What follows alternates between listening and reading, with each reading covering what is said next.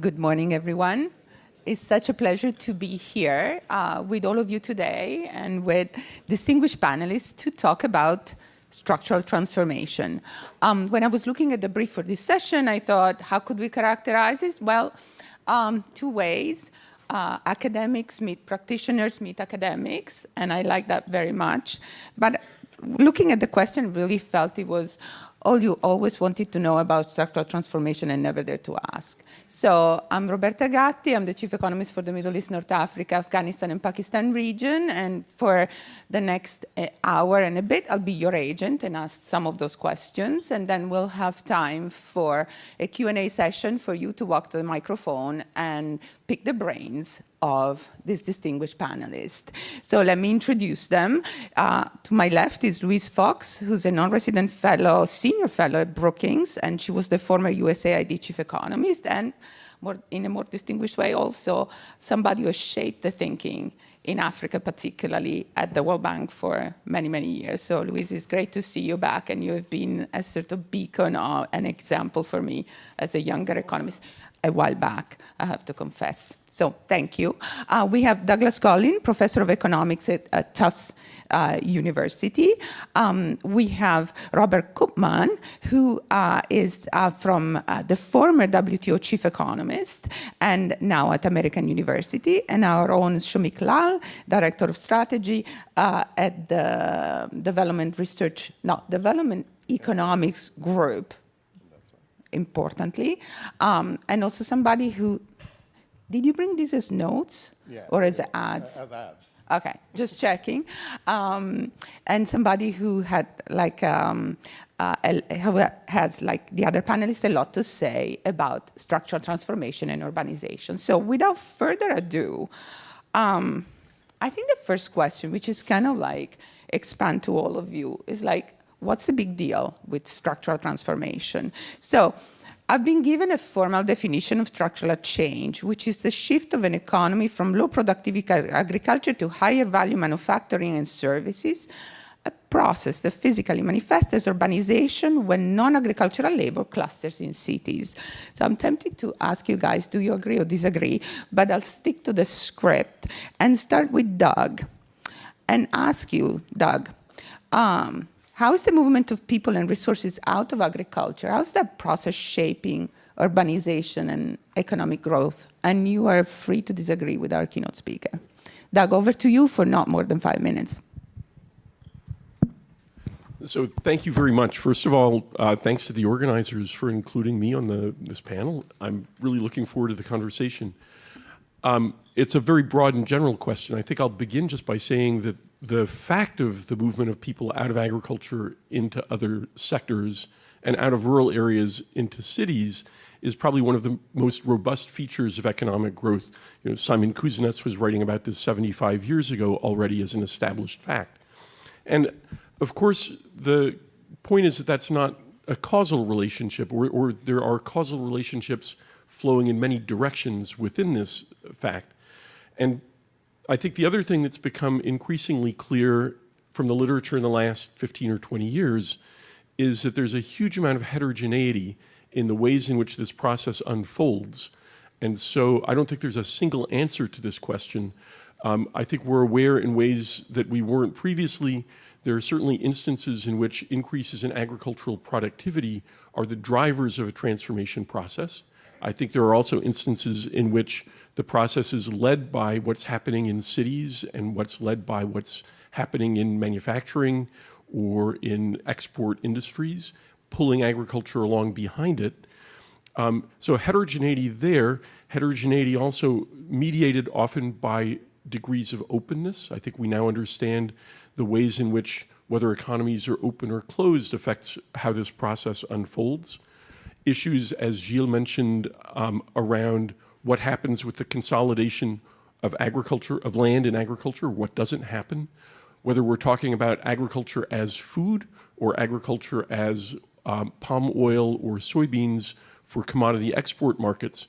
So these processes unfold differently. I think I certainly earlier in my career wrote papers that kind of posited a single relationship in which agricultural productivity was the same as food, meant that there was an old story in the agricultural development literature in which that was the single driver of the structural transformation process. And I think we're moving towards a much richer and more complete understanding of the dimensions of heterogeneity there. So I think we're also recognizing, again, maybe picking something out of the question, but work that Remy and Mark Roberts here have done, reminding us that the movement is not entirely a matter of migration, that there's also a big fraction of what we see in the growth of cities is coming from natural increase. It's coming from densification of rural areas as towns grow into cities. So migration is only a piece of the story. And so I think that is something that I don't think Gilles would disagree with, but that dimension I think is an important one to consider. Let me pause there. There's lots of other questions on the list here. Thank you, Doug. And you point out that heterogeneity, and so this kind of like is a good segue to the next question, which is, was assigned to you and Somik. So I'll turn to Somik first. So is this transformation still underway in developing economies? And from a policy perspective, what are the implications from growth and productivity? Too soon, too fast, too slow? To poor cities. What's your take? Great. Thank you, Roberta, and I'm really pleased to be here. When we look at the whole challenge about the transition, they are two related but very distinct things going on. First is about labor leaving agriculture. And that process is happening right now in much of Africa and in South Asia. And second is the issue that all these people leaving agriculture, are they being productively absorbed in urban labor markets? And the evidence saying, oh, not much. So if all these processes were to work together, they have to work, simultaneously. And you have to have the transition out of agriculture that's met with urban productivity increases. Otherwise, what we are seeing right now is a lot of distress migration into low productivity informal services, something that Louise has done a lot of work on. So this is really the challenge we're dealing with. So let me tell you about each of these issues. First, if we look at the scale of the challenge, agriculture right now employs 2/3 of the workforce in sub-Saharan Africa and half the workforce in South Asia. So the structural transformation that we care about is just getting started. But the problem is that all these people are leaving agriculture before productivity has risen. And that's very different from what we saw in East Asia, where increasing farm productivity really released labor, and cities that were doing tradable goods and services could really absorb them. So what we are seeing in the literature, and in a really underappreciated but an excellent publication from my friends at the World Bank, is underinvestment in agriculture, R&D, and innovation. This is a book I'd like all of you to take a look at. It's called Harvesting Prosperity. It's written by Aparajita Goyal and Bill Maloney and co-authors. And they show that emerging economies spend 6 times less on agriculture R&D as share of agriculture GDP, and 50 times less than in terms of per agriculture worker. And yet, the underinvesting and the returns to innovation and investing in R&D is up to 40%. It's higher than any other public investment. And right now what we're seeing is that R&D investment in African agriculture is really plummeting down, right? So without agriculture productivity increases, we can't be thinking about people productively moving out to do something else. The second dimension of this problem is what happens in terms of urban areas. So when Arthi Grover, Bill Maloney, and I worked on this issue about a few years ago, we coined the term sterile agglomerations. And that's a book that we have here called Place Productivity and Prosperity. All of these are freely downloadable. That's enough of my advertisement. But what we show there is that all these higher wages in developing economies, But they're basically, in cities are developing economies, but what they are reflecting is higher prices and higher disamenities. So when you control for prices and amenities, the productivity sort of dissipates. So here's the problem, right? We have low agriculture productivity on one side, leading to distress migration. They're undifferentiated cities without agglomeration economies. And so there's no pull for really the kind of agricultural transformation you want to think about. And all this is starting to reinforce each other. So a part of where we want to start with, and I hope all of you can think about it, is, and I think Gilles referred to it, was the role of what people call the secondary cities. These are interlocutors with the rural economy. They're not your mega cities. And their function is really to create these sort of value chain linkages. The research on these secondary cities is limited. And the World Bank right now has invested a lot in its flagship programs called AgriConnect in trying to link what's happening on the farm, off-farm, value-added services, and these intermediate cities. So I hope we think about that a little bit more as we think about this broader issue of structural transformation. Thank you. Somik, thank you for bringing up these two key points, low agricultural productivity and underinvestment in R&D and sterile cities, sort of building a bridge. I was trying to make a joke, but it was not that great, onto the idea of thinking about secondary cities that could have more pull and could be placed in this sort of value chain. You spoke to Louise here, so I'm going to go a little bit of script to sort of bring her on board on this story of, like, where's the pull? What about this productivity growth that is not happening, Louise? So thank you. And I guess I can back that up. I'm going to talk in most of my comments about Africa because that's where I've been working for the last 20 plus years, mostly. But there are some applications to other regions. I think when we think about the Africa city and structural transformation, one of the main factors that there are two factors that are sort of coloring that picture. One factor was already alluded to by Gilles earlier, and that is resource-rich economies.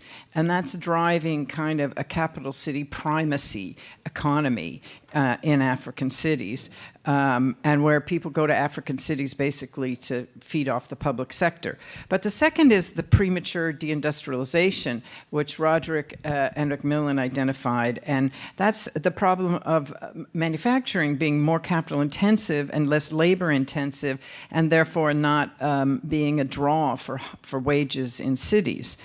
And so what you're seeing in structural transformation in Africa is manufacturing is still absorbing a share of employment, depending on the country. I think I looked at one country where it's as high as 15%, in other countries it's as low as, it can be around 8% or lower. But that's not sort of the 40, 45, 50% it was in rich countries at peak transformation. Okay, so what we have is structural transformation to services, and as Somik has said, these are really informal services.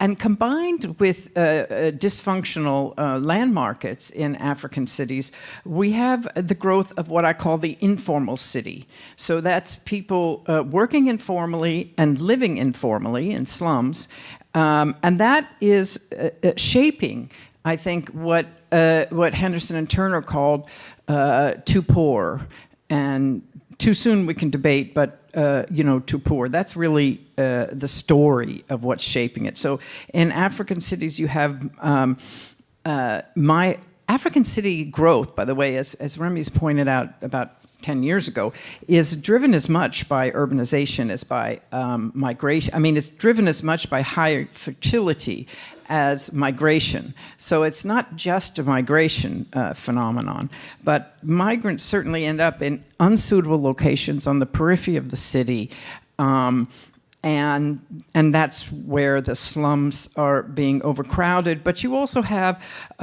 overcrowded, a lack of workspaces, a lack of places for these cities to work, for these people to work in these cities.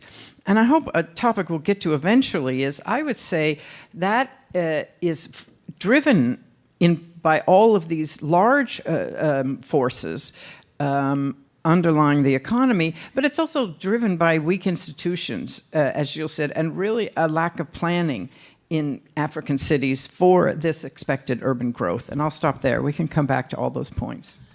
Thank you, Louise. And let's try to keep those points in mind because I think we're going to get back to them. But I wanted to get Doug's take on this question of how is this all shaping growth and productivity? Thanks. I think I'd like to push back a little bit, actually, on the idea I think the idea that informal services are low productivity is one I don't think is borne out by the data. I think informal services are more dynamic. I think there's more dynamism in that sector than we like to think. And I think in terms of the levels of income and well-being, people working in the informal services people are choosing to move because of the jobs. It's not, I think we're not in a Harris Tadara world where people are queuing, hoping to get some low probability job in the formal sector. I think people are aware of what the opportunities are in the informal services. And I think it's not obvious. I think we worry a little bit about what the problems are and what the growth potential is of economies, of urban economies that are so heavily based on informal services. And even there, I think some of the recent literature is suggesting that we should be open to understanding the potential pathways of growth within the informal services sector. This is, in a sense, kind of pure Smithian growth. It's division of labor. It's not necessarily that these are intrinsically high productivity growth sectors or activities, but the division of labor is, this is a source of growth in itself.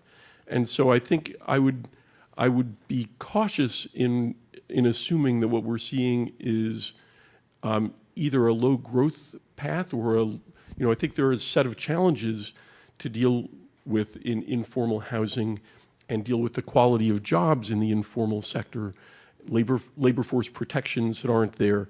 But maybe we should be thinking less about whether the jobs are formal or informal, or whether they're in services or manufacturing, and thinking more about what role a state can play in providing the social safety nets that are needed, or in providing, in protecting workers and protecting urban people in other ways. So I think there's just, I think there's been a lot too much conversation focused on how things are going wrong because there's not export manufacturing, and that's the only pathway for growth. I think there's other pathways that we need to be open to. That's good for a provocation, at least, right? Before I turn to Somik again, I had a reflection. I kind of felt that you probably agreed more than you sounded, because from where I sit, which is the Middle East and North Africa, Afghanistan and Pakistan, there is more queuing that we would like to see, less mobility. And Somik had written a beautiful report years back called Convergence. And I think the subtitle was Not Happening. In the Middle East and North Africa, where there is a sort of large public sector which has a strong draw that is superimposed on a very, informal, typical private sector. So in that sense, LAC could be very different from MENA. I think I see queuing, but if I look at labor market studies in LAC, I see a lot of porosity. So this kind of made me think that there is this sort of two-way relationship between labor market, structure of the labor market, and structure of the economy, and what happens in urbanization. But, I'm not the expert. Let me turn back to Somik on this question. And if we can transition to, thinking about the pool and how that pool works. So how can cities absorb the migrants? And then I'll turn back to Louise. And Robert, I have not forgotten about you, so you're next on my list. But Somik. Thanks, Roberta. First, Doug, I think this whole thing about informal services. Let's say I'm in Bamako, Mali, and all these informal services are guys who are doing head loading from a truck to a warehouse. You can only do so much of that, right? And what Bill Maloney and their co-authors show, that when you control for the number of hours worked, there is very little to differentiate what happens on the farm and what happens in these informal service jobs, right? So that whole driver or what's taking you from the farm to somewhere else. Plus, when you add the migration costs, it becomes hard to say, oh, you should be out of agriculture and come to these informal services. That could be another world. That could be another world where you have businesses that kind of grow in the formal sector. They absorb much more labor. Those who are doing well grow. Those who are not get bid out by the competition. And those are the business dynamics that really go hand in hand with productivity increases and really the urban agglomeration story, right? But we can come back to that. But Roberta, on your point, so if you were to look at the number of countries who don't want migrants from the rural areas, your countries are doing that, and your country. So they have gone from a third of all countries in about the mid-90s to 2/3 of all countries now, right? This has reached about 80% or 85% in Africa. This is really a policy failure. This is basically a policy to keep people where they are, in the hope that they don't come to the city and don't overrun your public goods. So the World Bank, as usual, did some interesting analytic work on that. It's called Migrants, Markets, and Mayors, written by Luke Christensen and Nancy Lozano Gracia. And they look at urban labor markets and they do a bunch of case studies, and they find that migrants are in fact as well integrated in urban labor markets, in fact better than the natives when they are given the opportunity. So the problem is not with the migrants, right? It is how the cities are putting in roles and rules to accommodate them. But if you have the city that's overrun by informal services, it will not have the revenue potential to be able to provide the land consolidation, the infrastructure to provide public goods or public services. So all it can do is keep people away. Now, what we find that if a city grows about 10% in people, but with no income growth, the floor space only grows by about 5%. So without income growth opportunities, all you're seeing is squalor, not any kind of structures that would accommodate people, right? So what we need to kind of think about is much more proactively on how receiving cities can provide the range of public goods that matter for everyone, but also some that may be tailored to migrant communities. And what we have found in many of the World Bank research, with varying degrees of quality, that some of this may in fact, all this absorption can kind of, some of these programs can succeed, and we've seen that in Tunisia, migrating to a secondary city gave you about a 30% wage premium. So in terms of policies, there are three areas that we see as important. One about land markets and zoning. Second, about infrastructure, both these issues that Gilles talked about. And then reliable access to public services. But all these take finance. And I think a large part, Roberta, of this whole migrant, non-migrant debate is a debate about allocation and efficiency in subnational finance. But I'll stop here and when we can debate. Money or institutions, but I don't know if that's a question you wanted to have, Louise, but you're going to round up this first part of our conversation, your reflections. So first of all, I completely agree with Somik on the political economy of urban cities, at least in Africa, and of urban elites trying to keep the rents that they have. And that's the part of the political economy behind underdeveloped institutions, which Gilles so politely called it. So I completely agree with you that that is a problem. But I also agree with Doug that the informal sector is incredibly heterogeneous. And, Gary Fields, and then working with Kunal Soon and people at Wider, started talking about these, the upper tier informal and the lower tier informal. And the upper tier informal actually quite productive and earning a living, and whether they offer the promise of a kind of economic growth that we've seen in the past, I don't know. Because one thing we know, again from research at the World Bank, is that formal firms tend to start large or at least medium-sized. Small firms don't grow into formal firms and offer formal jobs. It just, the whole startup economy that we think about in Silicon Valley in California, where I now live, is it's just not what's happening in Africa. So I'm not sure about their growth potential, but I have to say when I first started working on the informal sector at the World Bank, everyone said, why are you doing that? That's not where growth is. And I said, excuse me, if 50% of the population's income grows by 10%, that's 5% growth. And so I think that's growth. So yeah, so basically I'm agreeing with everybody. That's unusual. Yeah, it is. That's very unusual. Not agree with us. Okay, we need to spice it up. But what you just said struck me is like the informal sector, if 50% of people work there. Informal sector is where the people are. Yeah. Like, I think the latest statistics that I remember is that more than 75% of labor markets are informal. So 50% would be the non-farm informal sector, and then there's the family farmers, and that gets us up to the 80 to 90% of people who work informally in Africa. So that's a big number. That's where the people are. It's very heterogeneous. Upper tier, lower tier. Nobody has mentioned skills or education yet, but at some point we'll get there. But I wanted to turn to the second round of questions, which is kind of like a follow-up of like, okay, what's the big deal with structural transformation? And now it's like, okay, so what's going on in urban economies? What do these urban economies look like? How do the productive system look like when this movement happens? So let me start from Robert, Bob. I hadn't forgotten about you. Why don't you start us off with some reflections on this? Well, thanks, Roberta.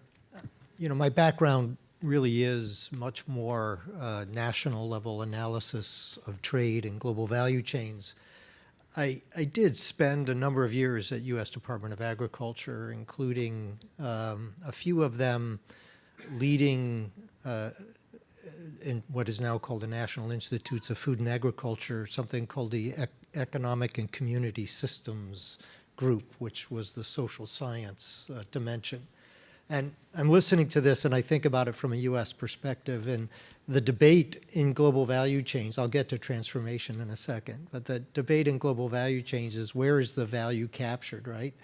And in my time at USDA, much of the debate was farmers feeling like they were not capturing enough of the value. Only 10% of the price of a loaf of bread is the wheat that we produce. And it was often challenging to explain to them that there's lots of value in, finding the customer and marketing the good, and lots of expenses there. But so this debate about where is the value going to be captured, I think is, it cuts across agriculture, it cuts across manufacturing, right? So the assembly of the iPhone captures very little value, but the upstream R&D and then the downstream marketing captures most of the value. And one of the other interesting things about that is if there was a comment about R&D and agriculture being underinvested in developing countries. Well, I worked in a system where there was lots of R&D in agriculture. And it was very, very successful at raising agricultural productivity and capital intensity, extraordinarily unsuccessful at rural development. Right? Extraordinarily unsuccessful. And decades and decades hence, still unsuccessful. The most interesting group I worked with was the rural sociologists who are trying to study this. But that's in the United States. So let me talk about globally. why do some cities, are they more successful at this structural transformation into high productivity, tradable activity, while others end up in this large informal sectors with persistent urban policy? And I think it's got to do with what we might call GVC, global value chain geography. So is a city actually plugged into a network and have the capabilities to integrate into that network that's going to generate high value activities or higher value activities than other cities? What we do know is that countries that integrate into global value chains have higher productivity growth than those that don't.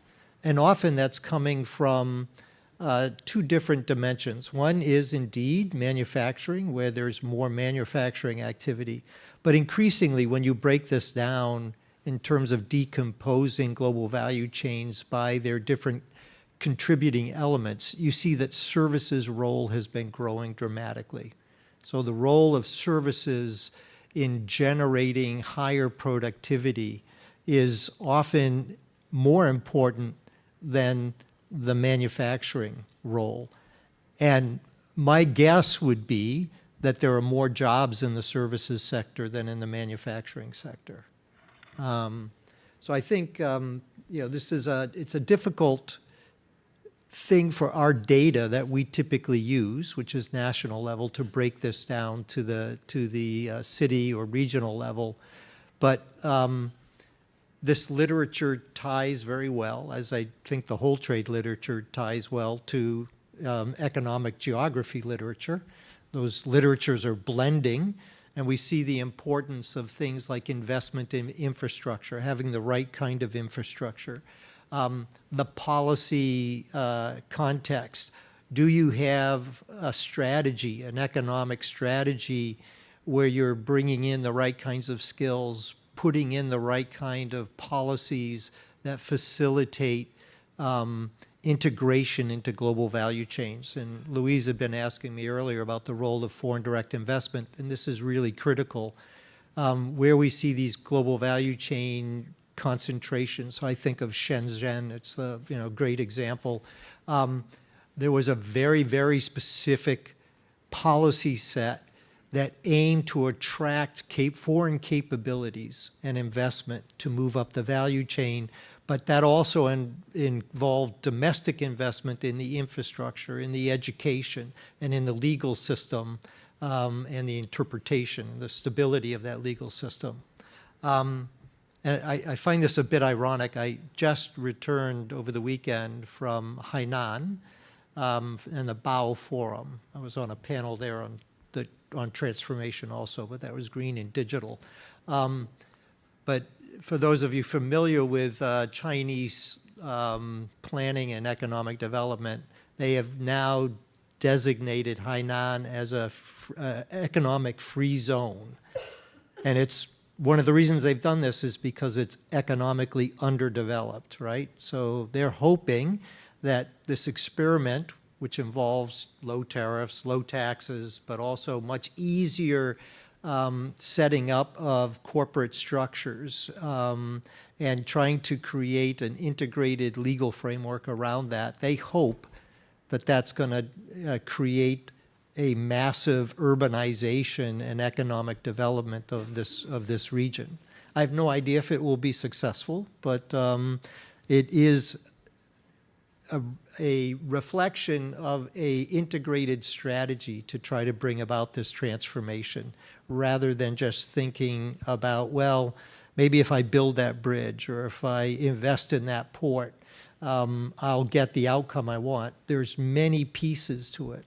And frankly, I think that requires a level of state capacity that many developing countries don't have. I'll stop there. Thank you, Robert. I can't help but noticing that both you and Somik have sort of immediately plugged in the question of structural transformation into the broader geography, not just city within a country, but how cities are connected and mobility is connected across countries.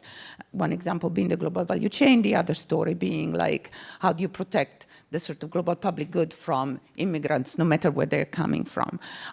So I thought that this was very interesting. Let me see what's Doug's take on how this mobility and structural transformation is shaping growth in cities.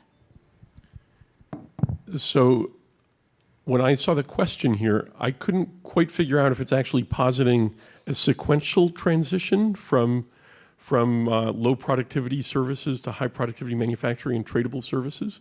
If so, I definitely don't think that's what we're observing.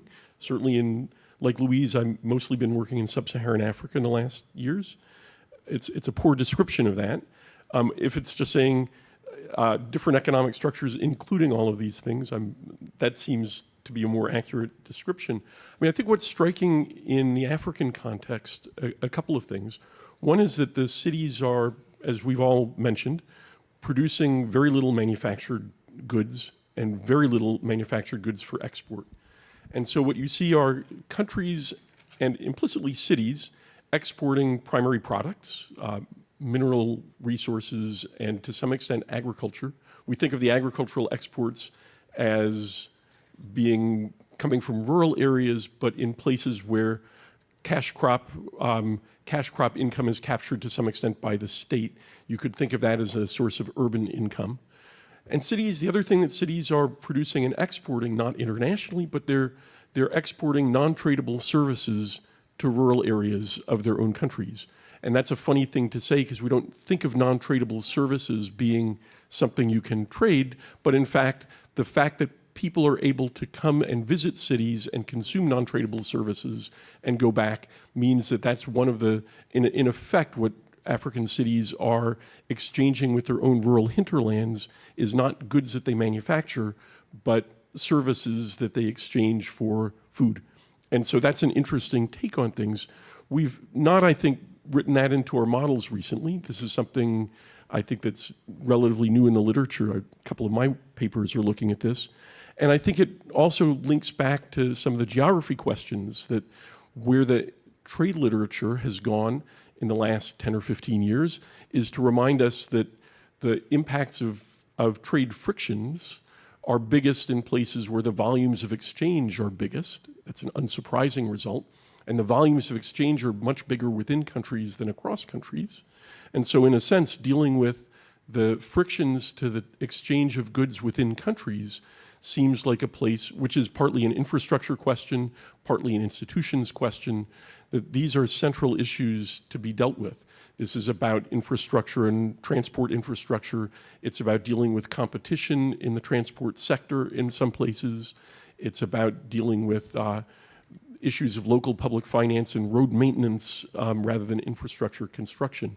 So I think there's a range of things here that link the domestic geography, the internal geography of countries to a whole set of policy levers that we haven't really thought about so much that seem like they're first order issues to deal with. And in a sense, the question of whether the potential for non-tradable services to drive growth is one that we haven't also spent much time thinking about. But for sure, there's potential for growth within the retail sector. I mean, Somik's example of guys headloading stuff in Mali, it's not to say that there's no potential for improving productivity within the transport and logistics sector. We kind of know that's a sector where there's fantastic potential for technological change and growth. And so I think maybe we ought to be thinking less about what the sectors are and whether things are, there's potential for technology change within many sectors. I think it's an optimistic message actually that there's a much broader number of margins where policy can matter, where there's potential for productivity improvements than we've sometimes realized. Thank you, Doug, for bringing together these different strands of the literature. Let me turn to Louise to conclude this first part of this conversation of how these different trajectories are shaping urban development. I wonder whether you're going to bring in human capital here. And I'm asking this also as a personal question for me. I come from a village of 900 people, and getting education was my ticket out of a village and into a different life. We talked about differences in wages, amenities, and so on. So let's bring in human capital if you think it's the right moment. Sure. I'm always happy to bring in human capital, as you know. I just want to say there is one place where I disagree with Somik, and he's saying that these services, and especially the informally supplied services in the city, can't be the basis for a fiscally sound urban policy. I disagree. And Ed Glazer's work on New York City and other northeastern cities showed that that's what they had, a lot of informal services, showed that it was the basis for a fiscally sound urban policy because they had a land tax. And the problem in Africa is they don't have a land tax, and so they're missing one of the best ways to both encourage better urbanization, less pancakes and more pyramids, and also to finance the services that are needed. One of the services that are needed is human capital. Now, there's quite a debate about the role of human capital in structural transformation. Supply doesn't create its own demand.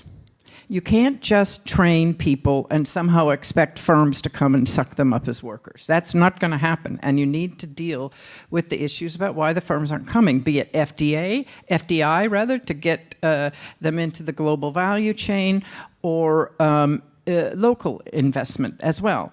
But there are returns to general education, and by that I mean primary and secondary education, in the informal non-farm sectors. We've been able to record them, they're there. And their returns are even higher if they're combined with kind of what we call the employability skills, the problem-solving skills, the soft skills, the negotiation skills.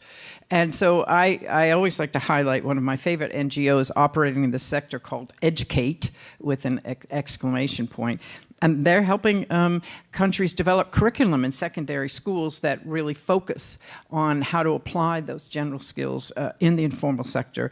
And I think it's the way to go, and we need more of that.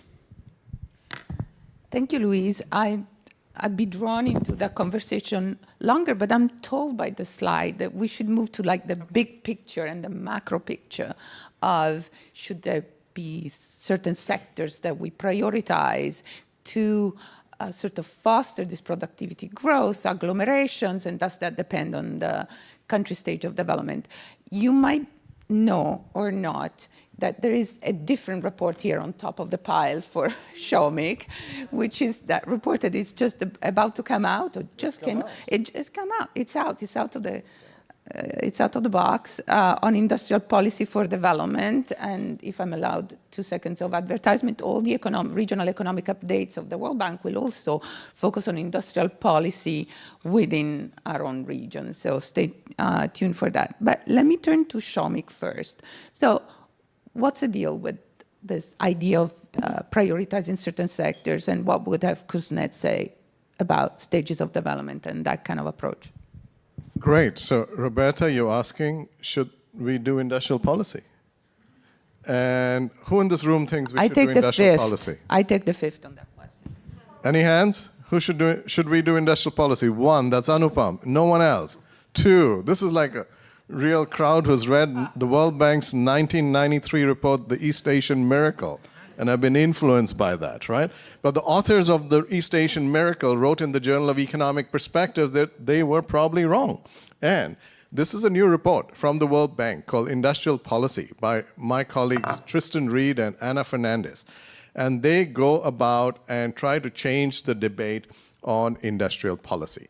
So if, Roberta, your question is whether policymakers should pick sectors, well, they shouldn't still create or pick winners. They should create the enabling conditions in which winners can emerge, right? So that's saying a lot of nothing. So I like that answer. yeah, so we can say a lot of nothings, right? So what does this really mean? You had 3 parts to your question. Does it depend on what stage of development? The answer is yes.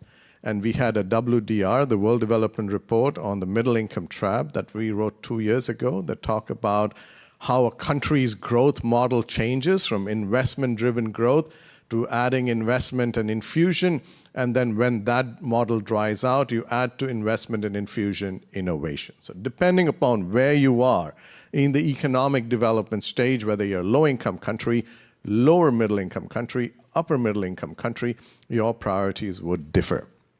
Second is a related question at the sector level. What are the conditions that make sectoral policy work? And here's, I think, where this book by Anna and Tristan is really useful, because they organize the ideas around things that can be going from least distortionary to quite distortionary. So they start off by saying things that all of us would agree on, that we need enabling institutions, right? That could be competition policy, contract enforcement, and and the governance, good governance. These are pillars that are kind of the bedrock. Without that, I think, Louise, like you said, we run the risk that all the gains would be captured by entrenched incumbents. So we need to sort of create a level playing field. The second is what folks like Gilles would agree on, which are about public inputs. And there's a big debate that's kind of driven by guys like Ricardo Hausmann, that we should have industry-specific public goods when governments don't get their act together everywhere, right? So it could be things like skills and R&D, but it could also be things like industrial zones, export processing. Roberta, the words you use were GVC integration, et cetera, right? So these are all pretty non-terribly distortionary, but as Gilles would say, you would need them because we are facing a first mover problem. Everyone sees there's a return to doing it, but nobody wants to be the first one. So to solve this coordination problem, government needs to do X, Y, and Z. The third, where the things get really a little bit more controversial, are these microeconomic interventions. But they say in this book that you should think about export promotion over import protection. But even if you have these kinds of support to firms, you discipline them through markets rather than shielding them from competition. And finally, about macroeconomic issues, where you would have today's debates about trade openness, exchange rate distortions. And these need to be kind of addressed, and these are important, not afterthoughts. So in general, these four ideas are about industrial policy, but they are more about sound economic management. The third question, Roberta, for this audience is the spatial dimension. And where industrial policy lives or it dies depends on the specific location which kind of is where the incidence of that industrial policy is.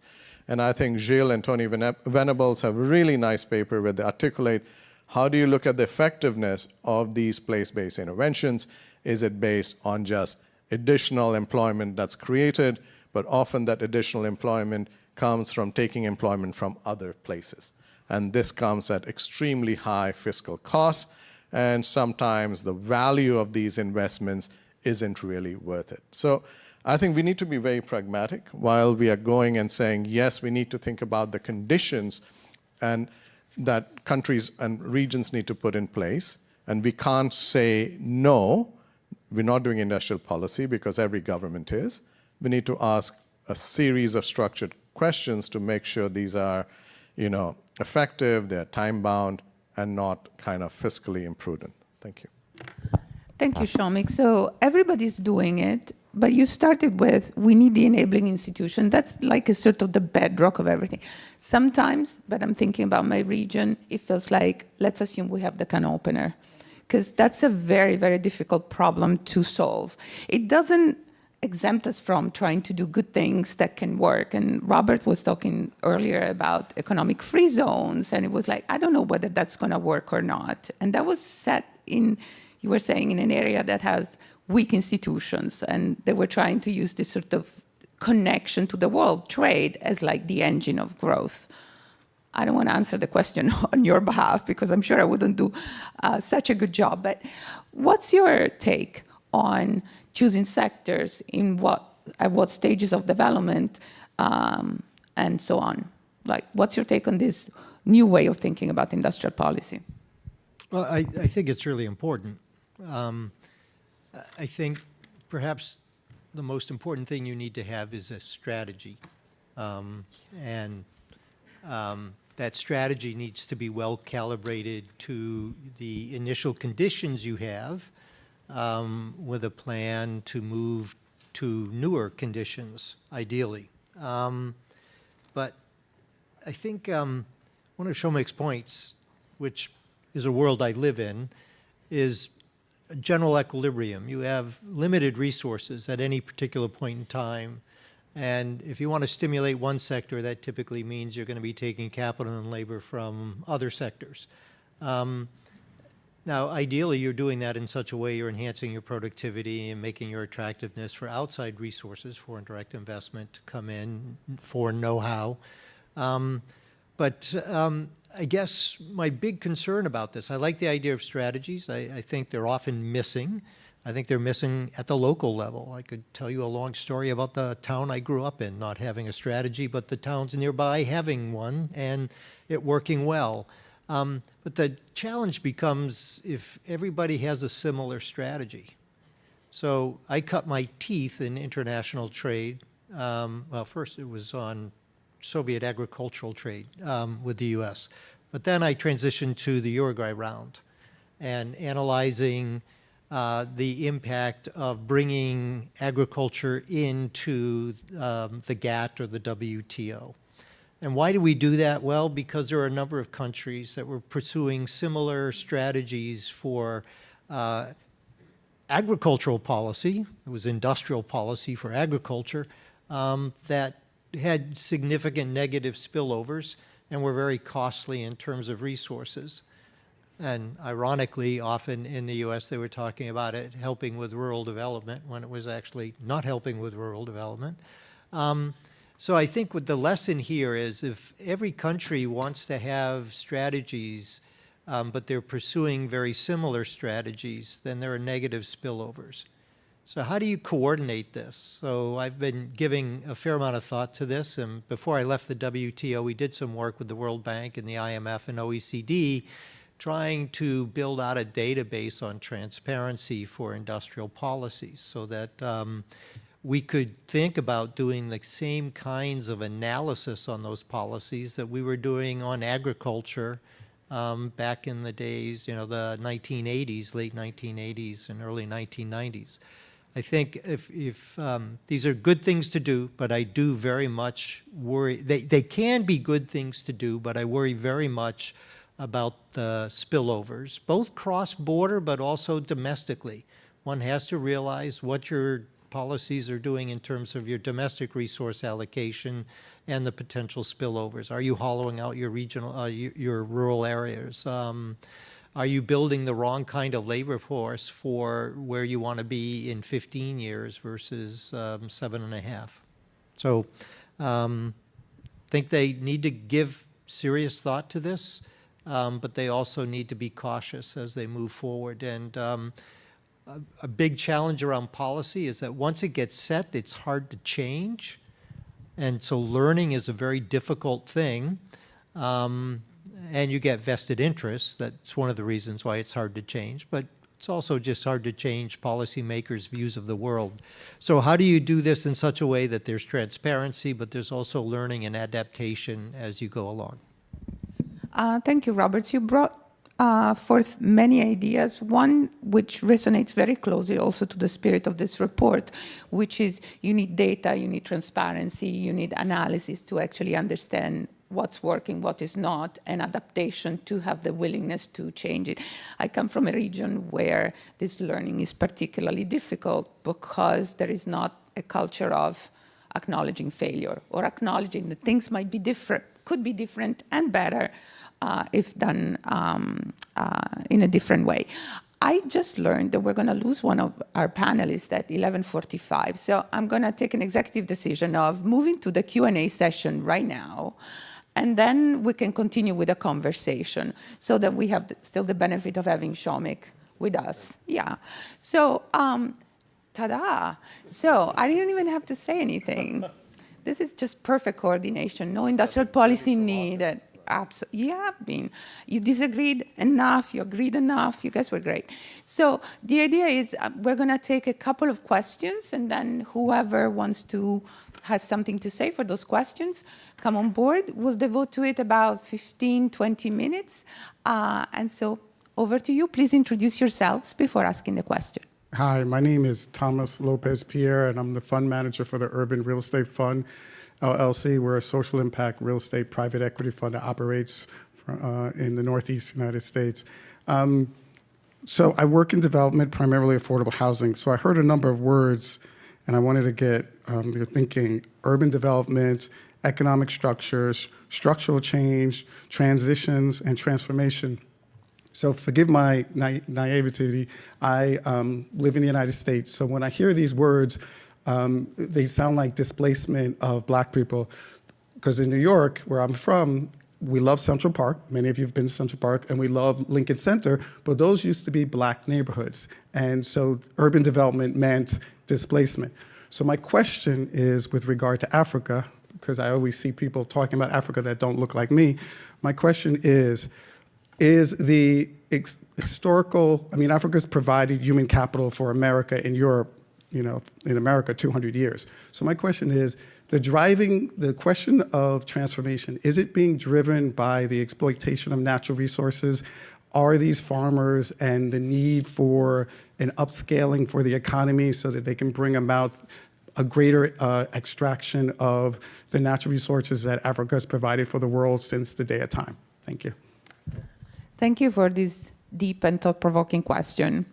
Let's get two more, and then we'll get back to... My name is Varun Shirsagar. I'm a consultant working on South Africa's urbanization, worked on fragmented cities, etc. with Javier. I've previously worked on risk and climate, and I see a common underlying theme in both sessions that people have talked about but not said explicitly. It's risk.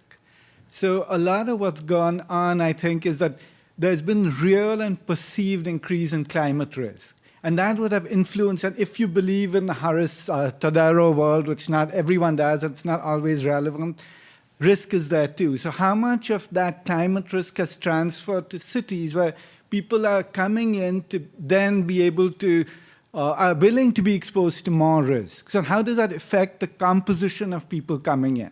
And risk also enters in the industrial policy discussion, where I see some of that as de-risking policy, with the goal of having lower uncertainty to then have these sunk costs. So a lot of the discussion, I think, has a risk component that no one has surfaced explicitly. Thank you. Thank you. And one more? Then we'll have a second round.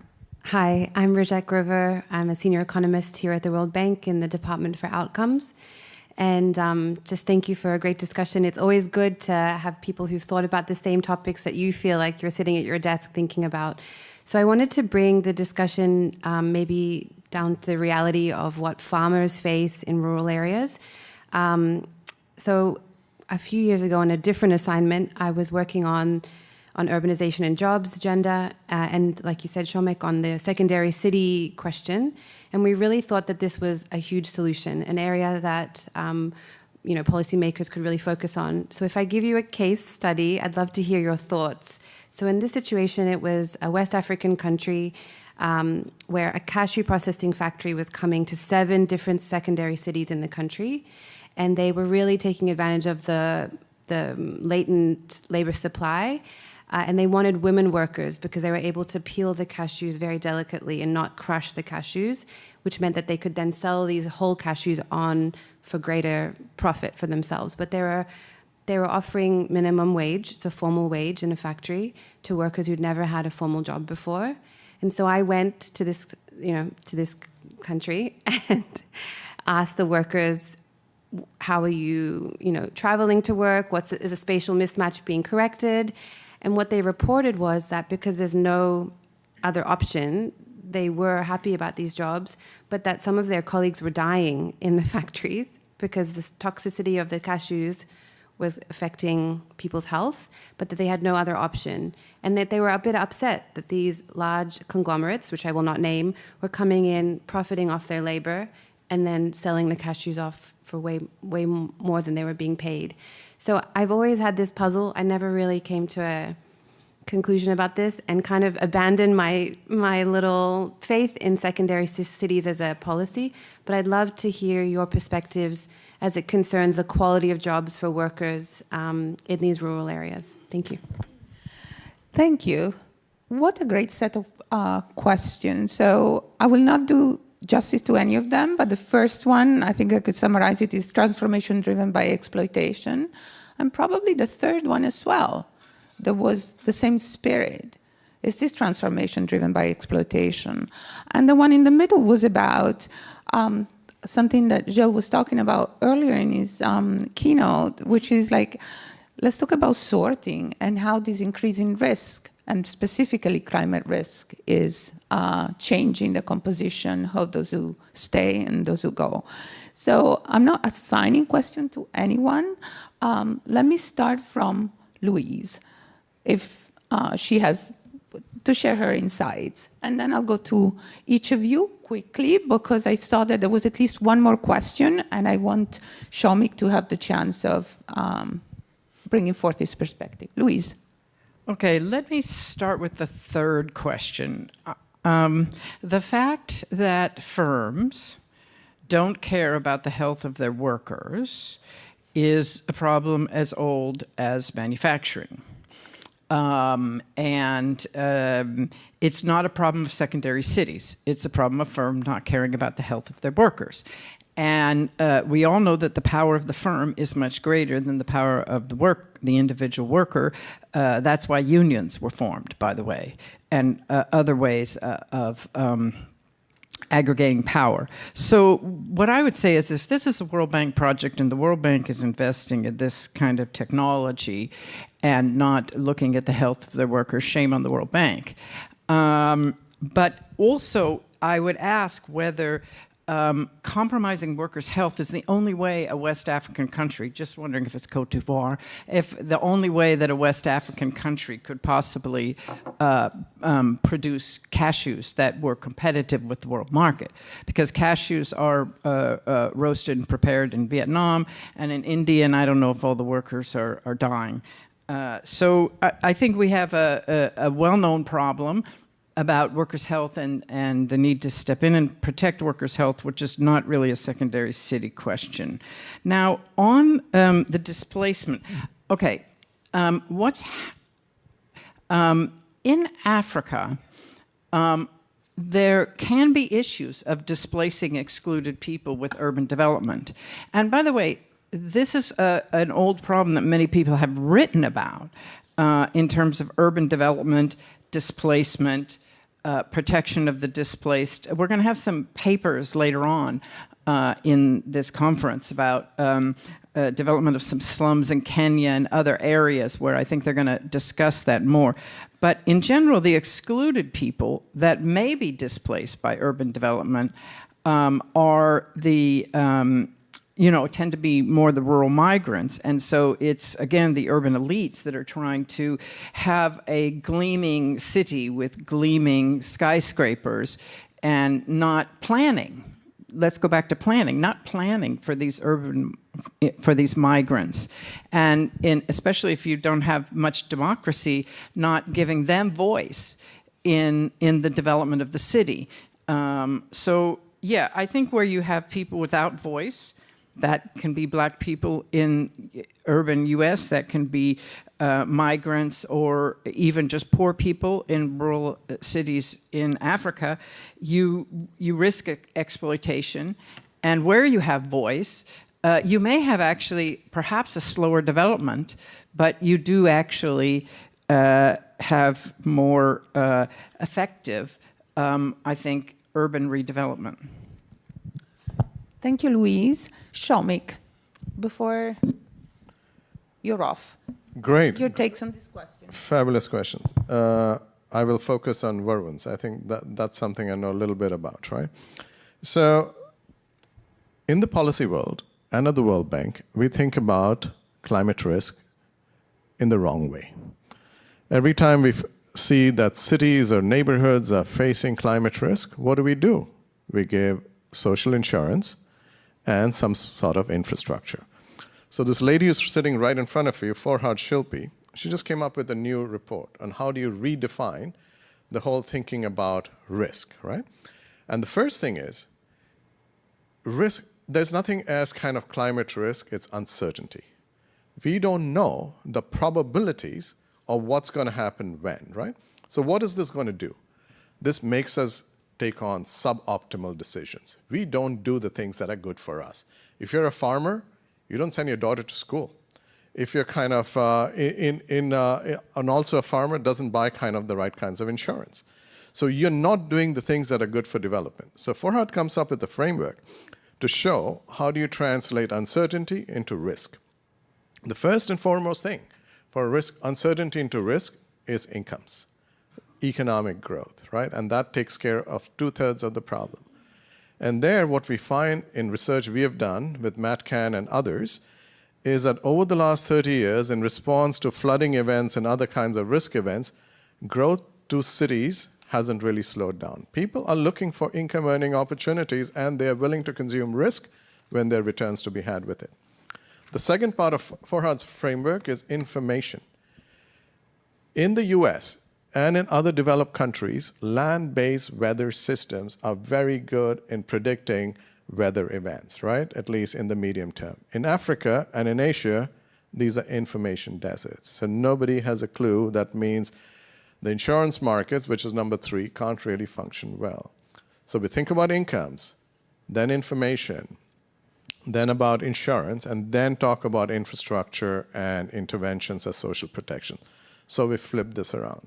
So I think there's a whole problem in the way we think about whether people are willing to come to cities or what are they going to do in terms of flood risk. People are rational decision makers. As long as they have the information, they translate uncertainty into risk, it's all workable, right?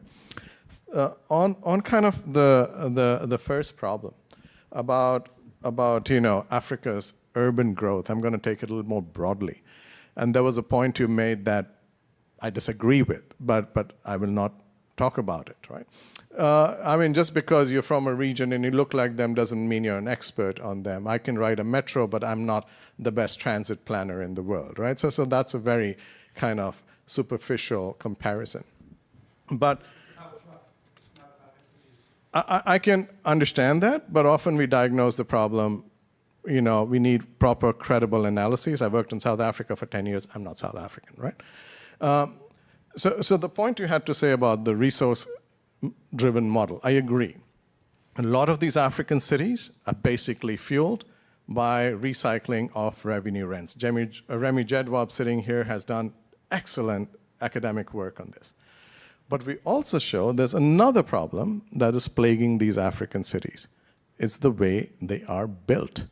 And as Gilles mentioned in his talk this morning, African cities are built in a way that they're fragmented. I think the other commenter also talked about this fragmentation of land markets. The land markets are very dysfunctional. There's lack of connectivity. Doug and Jill both talked about it. And because of those two, African cities are really costly. And what we see is because of these urban costs are so high, it becomes really challenging for international investors to put in investment in the tradable sector. So they're locked into non-tradable goods and services. So part of your hypothesis is correct, and Remy's done work on it, that it's the natural resource rent exploitation model that's led to dysfunctionality, but there's also this structural problem about the way African cities are built. I'll stop here. Thank you. Thank you, Somik. Any perspectives from, yes, absolutely, Doug and Robert? And I wonder whether we should get some more questions as well, so that we get them all in, and then we can have a quick conclusion. Are there other questions? I saw somebody. Then just come on by, and you guys don't forget your takes on the first ones. And thank you, Somik. Please do introduce yourselves. Okay. There was somebody first. We're first, right? Yeah, So. thank you. Thank you so much. Katarzyna Nawrot, University of Warsaw, Poland. So thank you so much for really great discussion today. And I would like to refer to East Asia, which was mentioned during the panel. And studying East Asian countries' developmental patterns and industrialization and division of labor in East Asia, at certain point of my research, I was expecting actually a shift of industrialization and a shift of division of labor from East Asia to Africa, perhaps to East Africa. It was more than 10 years ago, and that didn't really happen.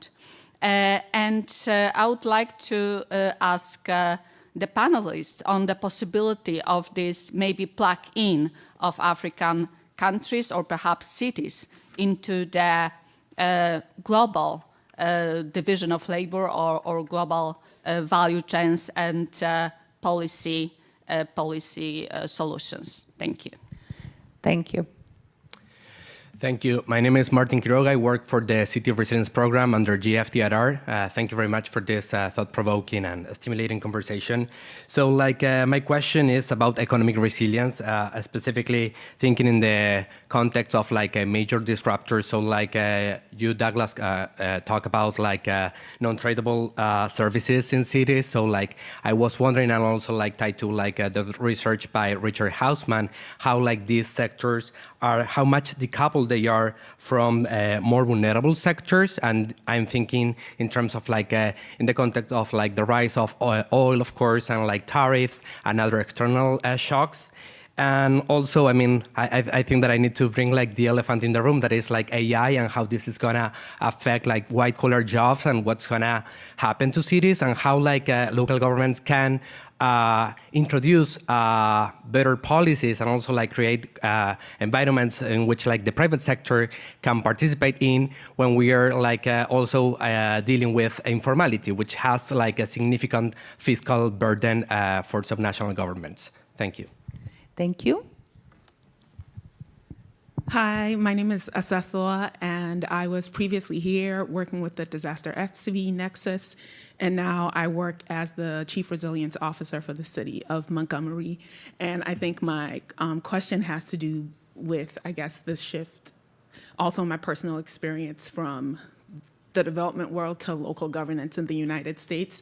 And I think it has to do, it's not well formed, but a lot of puzzles come up for me in how we speak about development more broadly, developing countries versus developed countries, and seeing, in my experience, a lot of similarities between how local governance and how smaller cities in the United States function, as I do in my previous research in cities like Lagos, Nigeria, right? And my the biggest question that I've had is, what do we do in terms of looking at a city like Montgomery, who has had this industry in the past, who was revenue generating in the South and was a movement for a lot of civil rights, XYZ, a lot of educated Black population, but has seen a steep decline in industry.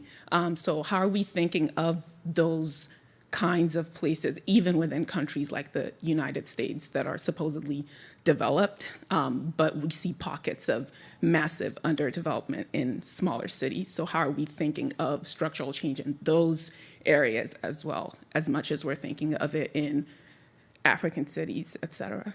Thank you. Thank you. I love it how this sort of give and take between the local, the urban development, the connection to value chains, internal migration, international migrations, and going back to city governance, and how there are similarities and differences. So we have a set of questions on how come the shift from EAP to Africa didn't happen. What about economic resilience, AI and white-collar jobs, and the give and take between the development world, thinking about urbanization and resilience, and the many problems that people see at the local level. If I may, I'm just gonna plug in one of my own questions here. And so we have 10 minutes to share among the three of you, to share concluding reflections, addressing these questions of the audience, but also thinking big. And so my question is on what's next. So I think it was Martin who brought up AI and white-collar jobs. As I said, I now sit in the Middle East, North Africa, Afghanistan, and Pakistan, and the question of conflict is very big. I remember a paper by Remy thinking about Dubai and the sort of building cities where it's not climate change robust. And so how these different changes, climate change and climate risk, AI, conflict are shaping the future of urbanization and jobs. So with that simple question, I'm turning to you. So let me turn to Doug, then Robert, and then we conclude with Louise. Okay, thanks. Those are some small questions. And my usual flippant answer on AI is that it's hard enough to do research on the past, but really hard to do research on the future because not much data for one thing. Let me pick up a couple of specific responses that one to Thomas's question earlier. A dimension that I think nobody touched on was, I think, about the agricultural dimensions of structural transformation and the potential that land consolidation, right, there's a pattern of agricultural transformation with people leaving rural areas and leaving the farm and moving to cities, which is, I think, an age-old one that's kind of an organic process of people looking for better opportunities. And I'm less concerned about that model being exploitative and being driven by expropriation. There's a very different model in which land becomes seen as valuable, particularly for commodity agriculture, for the export market, and where smallholders are seen as an unfortunate residue which get displaced by some alliance of land-owning or land-desiring elites and governments. And we've seen that model play out, and that's an ugly model. And I don't think, so I think the potential for that kind of expropriation and exploitation of agricultural land is one that hovers there in the background. It's a curious fact that where land titling is often seen as a way to guarantee people land rights, I think in many places in sub-Saharan Africa where there are strong and effective local communal systems of land rights and land allocation, farmers actually perceive land titling programs as threatening. They say, nobody's going to give me a piece of paper that says I own this unless they're about to take it away from me one way or another. So I think that's an issue that we've been aware of for a long time, and I think it's an important caveat to some of the discussion here. Let me jump very quickly to a couple of other things. The question about why the export sector, the 90 million jobs that a previous chief economist of the bank used to talk about moving from China to Africa doesn't seem to have happened. And I'm not sure that it's going to happen. And I'm not sure that by the time the locus of export manufacturing transits from China to places in Southeast Asia and South Asia, by the time the 90 million reach East Africa or West Africa, I think technology is going to have dwindled the 90 million to some fraction of that. So I think that's jumping to one of your other questions. I think whether manufacturing jobs are still there in the same numbers in the future is a real question. And so I think it calls into question strategies that are based on the idea that export manufacturing is going to provide the kind of mass employment that it did in earlier times. I don't know that that's not right, but I think there's a big question mark there. I'll sort of jump ahead in the interest of time and just say I think my current thinking about this, I think we've spent a lot of time being bothered about what economies produce and less time thinking about how they produce, so focusing on goods and sectors. And I think we should be a little bit less bothered by that and maybe a little bit more thinking about how production takes place. And Arthur Lewis, 70 years ago, had this wonderful phrase that he was using to distinguish what he talked about as the kind of capitalist sector from the traditional sector. And for him, the key difference was not sectors. It was that the capitalist sector was activities that were fructified by capital, which is a phrase I just love. I think we ought to be thinking fructified by capital. And I think that's kind of a key concept here, that whether that's capital going into the service economy or capital going into agriculture or capital going into manufacturing. It's about finding ways to upgrade both the human capital and the physical capital that go into production in different sectors. So I think we should be focusing a little bit more on that. What's needed in a sense for any economy, whether it's Montgomery or a domestic economy in the US, a state economy or a local economy, you need some source of jobs, of mass employment. So people have to have jobs. There has to be some source of productivity growth, and there has to be some source of, if you like, foreign exchange. Again, within a domestic economy, that concept is a little bit different, but where are you going to get the resources from? Those don't all have to come from the same source. It's possible to have the Forex come from the mining sector, and the productivity growth come from agriculture, and the mass employment be in services.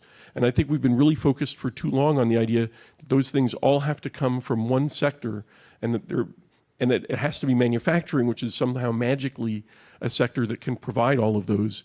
And I think just opening our imaginations to some other permutations is probably someplace that we need to go. I'll stop there.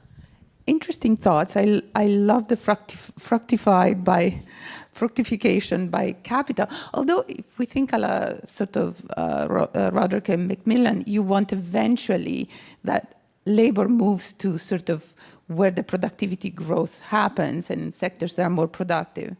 You don't know? Absolutely not right. I mean, I think the Baumol cost disease says that labor will move to the least productive sectors over time, and that's kind of right. We know that that's kind of one plausible. That's what drives the service growth in the economy. So this is kind of an old feature of growth. I love that I disagree sometimes with my speakers. But let me turn to Robert, and then we'll conclude with Louise. We have 3 minutes, and we're standing between, just before lunch. So we'll have to be more concise than probably we wished. Many questions, Robert? Thanks. I really like Doug's characterization there that don't look to one sector to do it all. I think that's very important. I'll touch on the shift from Asia to Africa. I think one of the key elements there is when you look at the 3 major regions that have been successful in integration into global value chains is the fact that those regions have been integrated with themselves. So that would be North America, Europe, and Asia. Asia's done a remarkable amount of integration. Africa and South America have not. East Asia, not South Asia, correct. Yeah, sorry. So I think one element there is the need for them to integrate amongst themselves, including within their domestic economies, right? So trying to find ways to integrate and get some of those non-tradable services, not where the people have to go to the cities to get them, but those non-tradable services are delivered across the geography of their domestic economy. On economic resilience, I'm a former WTO person here, so I like the idea of low tariffs, but I think many people overstate the negative impact of tariffs, right? Or the effect of tariffs on economic growth. Trade is driven by trade costs, but also by economic growth. So research tends to suggest about 2/3 to 3/4 of trade growth has got to do with economic growth, and then maybe 25% has got to do with tariffs. So I don't think we should focus too much on the tariffs. We need to really think about, are the rules of the game fairly certain and transparent? I think those are much more important than just the level of tariffs. So if you want economic resilience, I suggest having transparency in the rules, reducing uncertainty for firms to do business and for workers to engage in employment would be good. I could say some other things, but I'll stop there because we're low on time. Thank you, Robert. And Louise, the honor of concluding thoughts. Wow. I think the East African issue has been dealt with pretty well, but one point that wasn't mentioned is that I think the flying geese hypothesis ignored the fact that Africa doesn't have the transport and logistics advantage that East Asia does. You have a lot of large ships. At the time of the industrialization, you had a lot of large freighters going from the U.S. to East Asia, and they would come back empty. So it was easy then for East Asian countries to get their stuff out, whereas you don't have that in Africa. So you need to, the context is important. I think maybe I might address the question of whether the U.S. experience is transferable or vice versa. So when I was chief economist at USAID, I was appointed during the Obama administration, but actually it turned out the majority of my tenure was during the first Trump administration. In the first Trump administration, there was an idea of merging USAID with the State Department. And as chief economist, I argued regularly to the State Department and others that developing countries are not just poor versions of rich countries. They're missing a lot of other things. They're missing markets, they're missing institutions, and that you can't just kind of transfer that experience. They need to have a separate, there's a reason why there's development economics, and it's a different field of studies. Now, in the second Trump administration, that debate wasn't even held, unfortunately. And to the extent that U.S. is giving foreign assistance, it has all been transferred. But I think you can make a lot of mistakes. I think a lot of the mistakes that we have made in development economics has been to assume there's one economics of the world and not understanding what the absence of certain things and the presence of certain things, such as a colonial heritage, does to the economy and its potential path forward. And so I think that would be maybe where I might end. We need to be careful about just assuming there's one. I'm a labor economist, and certainly the labor markets are completely different. And labor economics has had to evolve from the way we thought about it in developed countries to looking at countries like Africa. So I think my answer is the experience of thinking about urbanization in cities may transfer, but I'm not sure the experience of the growth experience, the development experience, the social service provision, and infrastructure service provision is so transferable. So I'll leave it there. Thank you for these big picture thoughts. Definitely my mind feels fructified by the conversation today. Thank you.